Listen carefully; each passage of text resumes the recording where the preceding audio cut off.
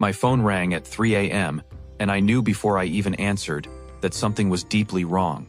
It was my granddaughter, her voice so small, so frightened. She said just 4 words. When I walked into that hospital and the doctor saw my face, he stopped mid-sentence and went completely still. What he told me next made my hands go cold. My name is Gerald. I am 67 years old, and I have lived long enough to know that the worst moments in life never announce themselves. They arrive quietly, in the middle of the night, disguised as an ordinary phone call. It was just past 3 in the morning when my cell phone lit up on the nightstand. I saw her name and something in my chest tighten before I even pressed answer. She was crying, not the kind of crying that comes from a bad dream or a small disappointment. This was the kind of crying that a young girl does when she has been holding something unbearable for far too long. She told me she was at St. Catherine's Hospital. She told me she was alone. She did not tell me how she got there or why or who had brought her to this point. She just said, "Grandpa, please come." I was already reaching for my keys. "Welcome to Dad's True Revenge. Where are you watching from tonight? And if you are new here, I want to ask you something simple. Just hit subscribe. 1 click. It costs you nothing. But for me, it means I can keep telling stories like this one, stories that deserve to be heard. Stay with me, because what I found inside that hospital changed everything. The drive to St. Catherine's took 11 minutes. I know because I watched the clock the entire way, gripping the steering wheel with both hands, telling myself to stay calm. The hospital entrance was bright against the dark street, and I walked through those doors moving faster than a man my age should. A nurse at the front desk pointed me down the corridor before I even finished saying her name. That was the first sign that something serious had happened.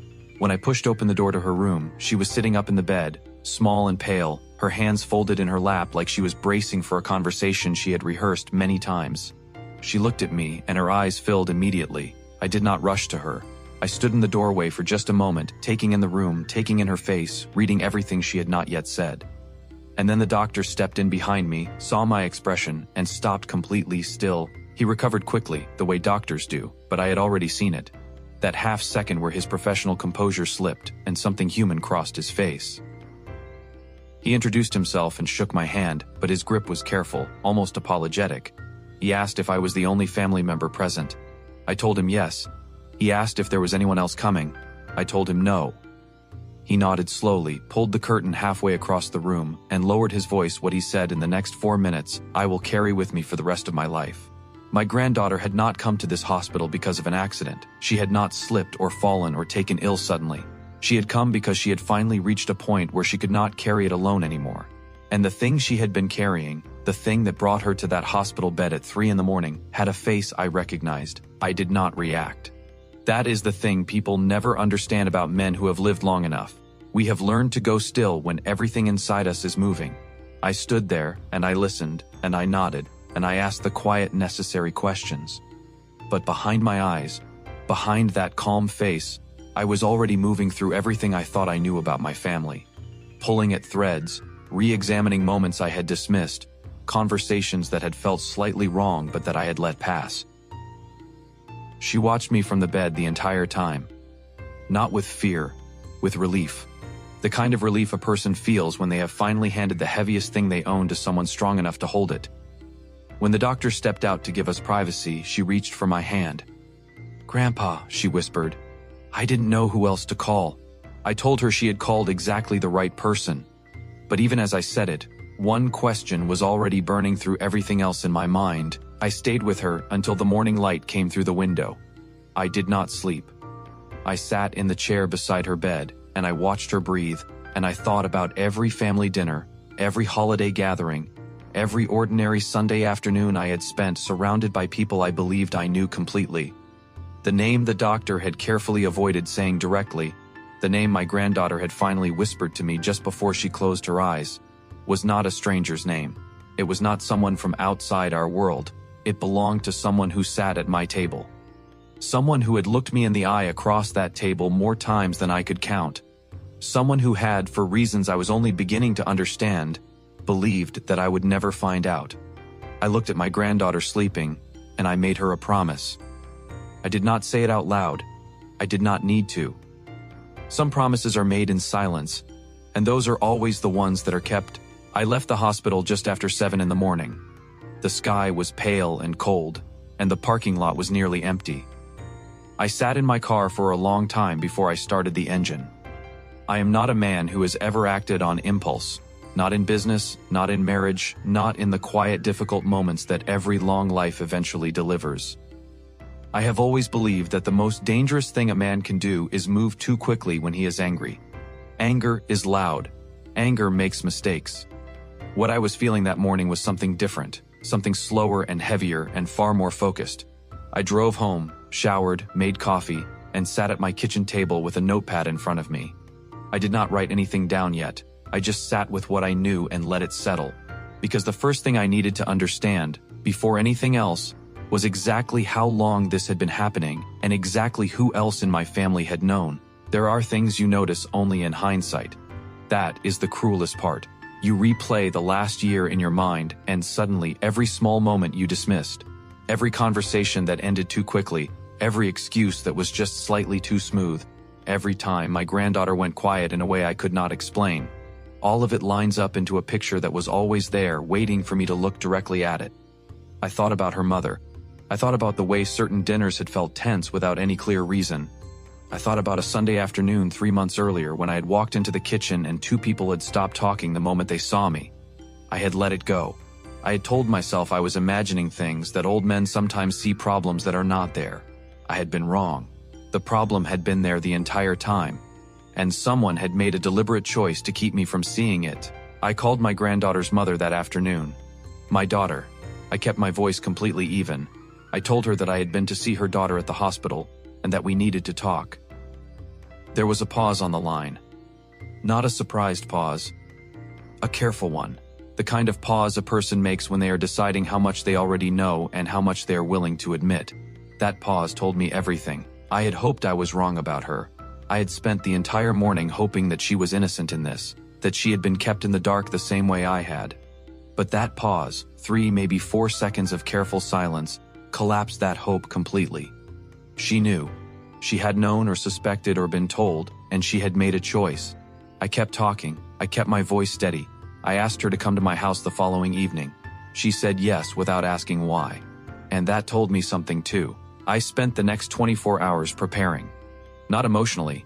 I had already moved past the emotional stage into something quieter and more deliberate. I made calls. I spoke to a family lawyer I had known for over 20 years, a man I trusted completely, and I laid out the situation carefully without using any names. I asked specific questions and I listened to every answer. I also made a second call, to someone who owed me a professional favor and who had access to certain records I needed to see. By the time my daughter arrived at my front door the following evening, I already knew considerably more than she imagined. I opened the door and I smiled and I invited her in and I poured her tea and I sat across from her at the same kitchen table where I had sat with her father before he passed, where I had sat with her at every difficult moment of her adult life. And then I placed a single photograph on the table between us. She looked at the photograph and the color left her face. Not gradually, immediately, completely, the way it does when a person sees something they believed was hidden and suddenly understands it is not. She did not pick it up. She did not speak. She just sat there with both hands wrapped around her tea and stared at it. I gave her time. I have learned that silence is the most powerful thing a man can offer in a moment like this. More powerful than anger, more powerful than accusation. Silence forces the other person to fill the space, and what they choose to fill it with tells you exactly who they are. She looked up at me finally and I could see her calculating, measuring how much I knew against how much she could still conceal. I watched that calculation happen behind her eyes, and then I said, very quietly, I am only going to ask you this once. How long have you known? And she started to cry. I let her cry. I did not hand her tissues. I did not reach across the table. I sat with my hands folded, and I waited, because I needed her to cry through the performance of it and arrive at the truth underneath. And eventually she did. The story came out in pieces, the way confessions always do, not in a clean straight line but in fragments, each one dropped carefully, each one still shaped to protect herself as much as possible. She had found out 7 months ago, not suspected, known. She had confronted him once, briefly, and he had minimized it, and she had allowed herself to be minimized along with it. She told herself it was complicated. She told herself she needed more time to think. What she had actually done was nothing. For 7 months, while her daughter carried something no young girl should ever carry alone, her mother had chosen the comfort of her own silence. I listened to every word. I did not interrupt once. After she left, I sat alone in my kitchen for a long time. The house was very quiet. I thought about my late wife, about what she would have done in this moment, what she would have said to me. She was always the one who could feel her way through situations where I could only think. She would have cried, I believe. She would have held our granddaughter and cried without any shame at all. I do not cry easily. That is not strength. I want to be clear about that. It is simply the way I was built. But I felt something that night sitting in that quiet kitchen that I had not felt in many years. A grief that had nothing to do with death. A grief for the version of my family I had believed in completely, the version I had worked my entire life to protect and provide for. That version was gone. What remained was something I did not yet fully recognize. And somewhere across town, the man responsible was sleeping without any idea of what was already in motion. His name was Derek, my son-in-law. He had been married to my daughter for 9 years. I had walked her down the aisle myself. I had shaken his hand at the rehearsal dinner and told him, with complete sincerity, that I trusted him with the most important people in my life. He was pleasant and well-dressed, and he knew exactly how to speak to older men. Respectful without being submissive, confident without being arrogant. I had liked him. That was the part that sat heaviest. Not that he had fooled me, men like Derek are skilled at that, but that I had genuinely liked him, had defended him in conversations, had told my granddaughter she was lucky to have a stable family. I had handed him credibility inside my family, and he had used every bit of it. I pulled out the notepad I had left blank 2 days earlier. This time I began to write.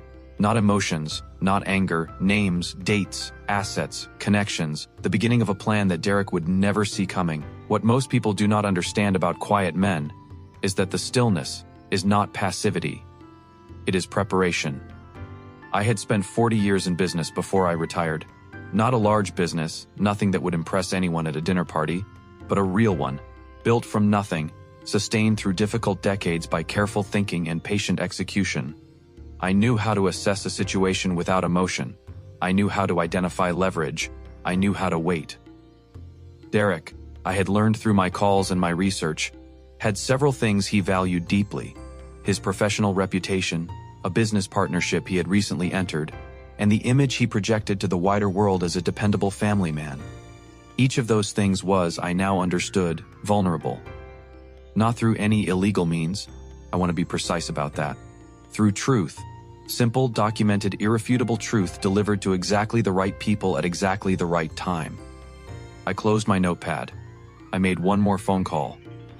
And then I went to bed and slept better than I had in years. I visited my granddaughter again that weekend. She was home by then, quieter than usual but steadier.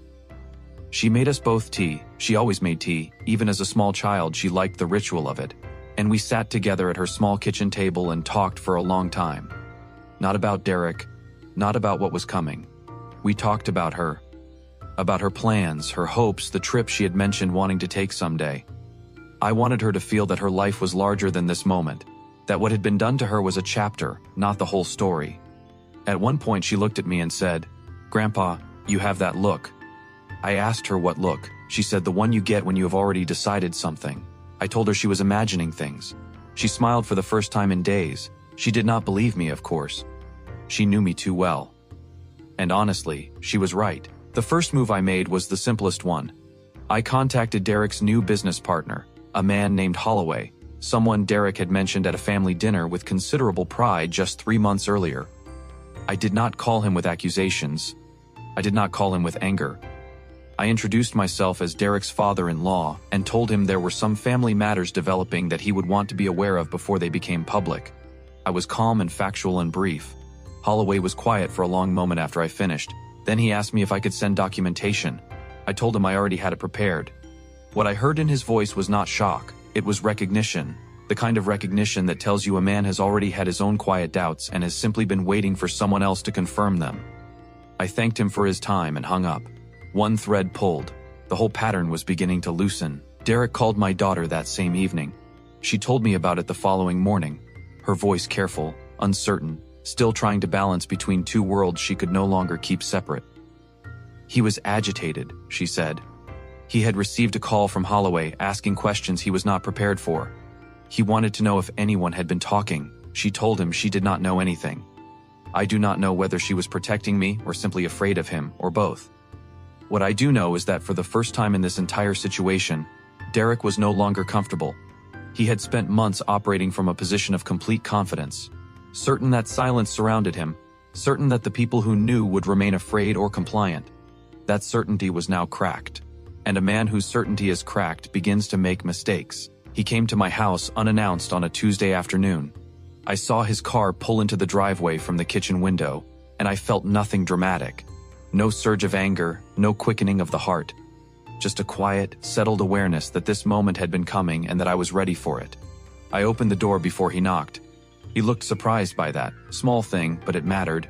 I invited him in, offered him coffee, and sat across from him at the same table where I had sat with his wife, with my lawyer, with my own silence on the night all of this began to move. He started talking immediately, the way guilty people do when they are trying to control a narrative before it controls them. He was measured at first, reasonable. He used the word misunderstanding twice in the first minute. I let him talk. I did not interrupt. I did not agree or disagree. I simply watched his face and waited for him to run out of the script he had prepared on the drive over. When he finally stopped talking, the kitchen was very quiet. He looked at me with an expression I recognized.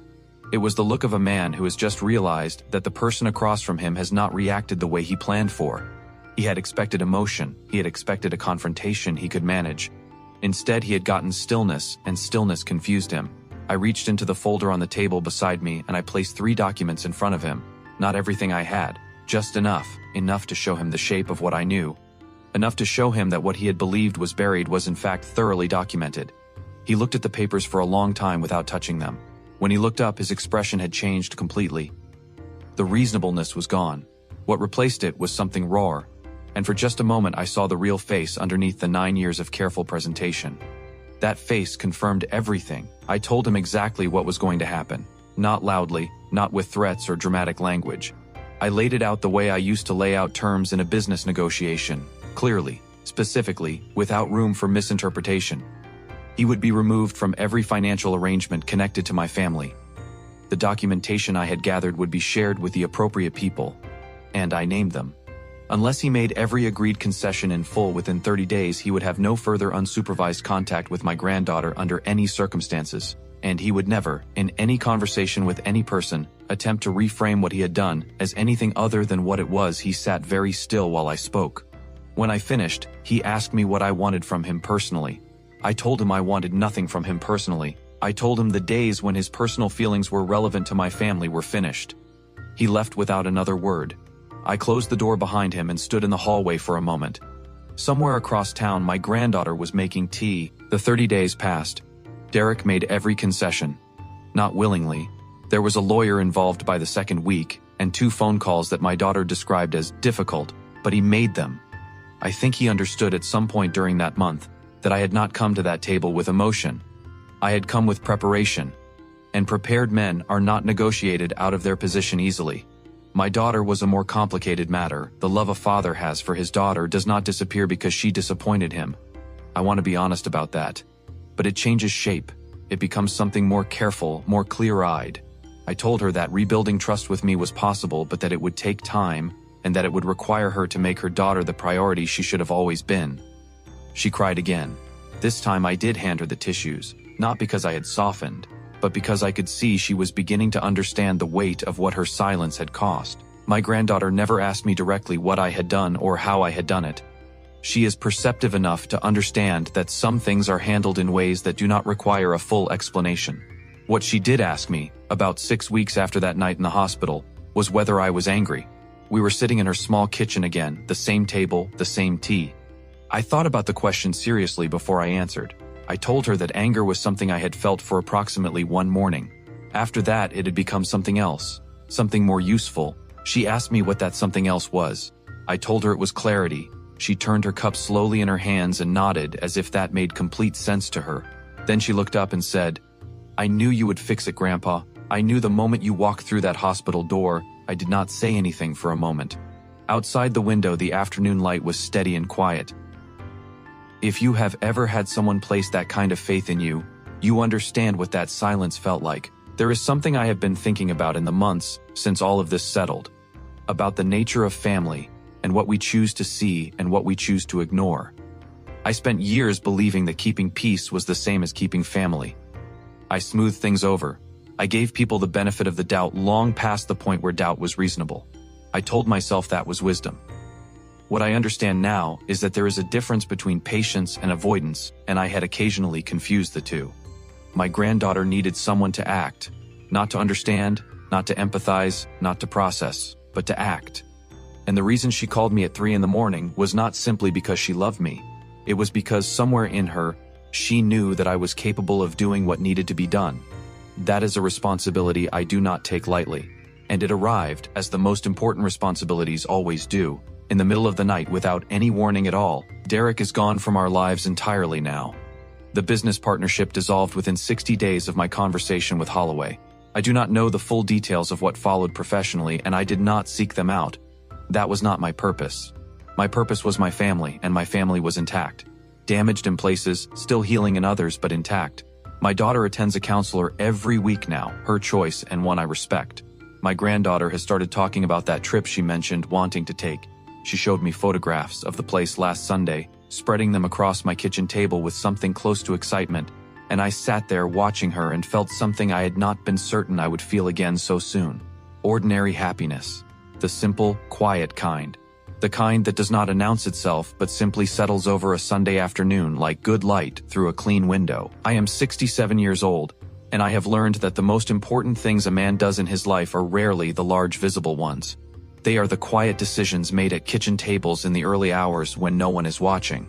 They are the promises kept without ever being spoken aloud. They are the moments when someone you love calls you in the dark and you get up without hesitation and you go.